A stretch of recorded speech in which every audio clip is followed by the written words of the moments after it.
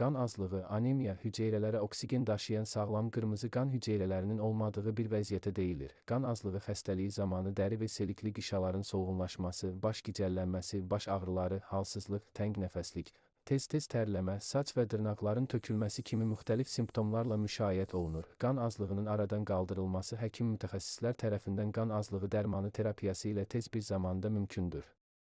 Lakin ta qədimdən Loğman və təbiblər qan azlığının təbii yolla müalicəsinə üstünlük vermişlər. Qan azlığının təbii yolla müalicəsi zamanı dəmirin orqanizm tərəfindən tam sorulması üçün təbii vitamin C və vitamin B ilə zəngin bitkilərin qəbulu əsas götürülmüşdür.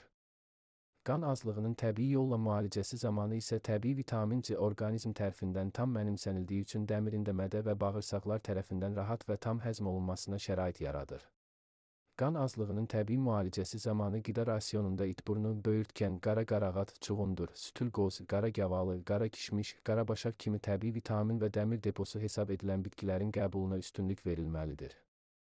Səhərlər ac qarına tərkibi dəmir, kalium, kalsium, maqnezium, fosfor, sink kimi mikroelementlərlə, C, A, B, Y, PP kimi vitaminlərlə zəngin çuğundur, alma, kök şirəsindən istifadə etmək qan azlığı müalicəsi üçün sınanmış və effektiv vasitələrdir.